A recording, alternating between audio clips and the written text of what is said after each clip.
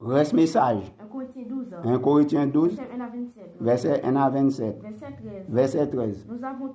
Nous avons tous, en effet, été baptisés dans un seul esprit pour former un seul corps.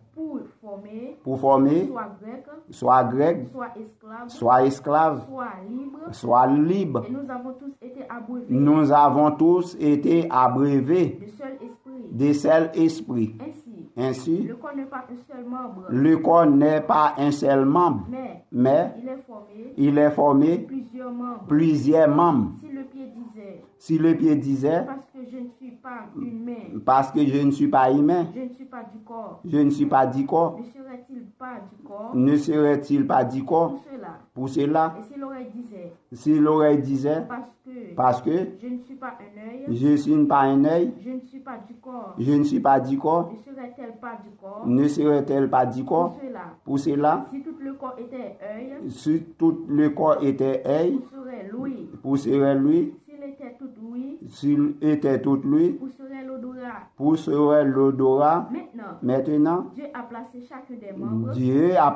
chacun des membres dans le corps comme il a voulu.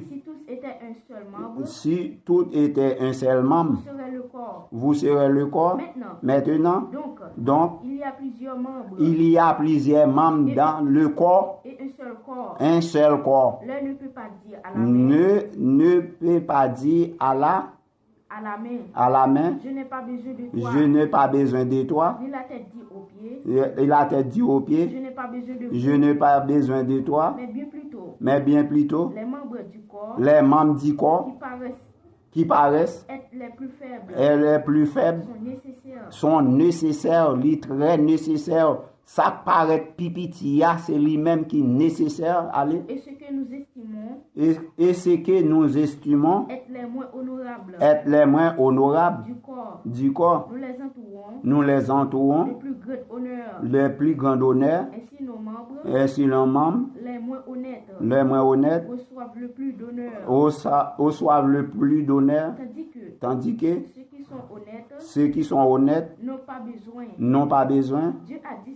Dieu a disposé le corps de manière à donner plus d'honneur à ceux qui manquaient, afin qu'il n'y a pas une division dans le corps qu'on n'a pas fait pour une division, que les membres aient également soin les uns les autres. C'est ça Jésus mandé.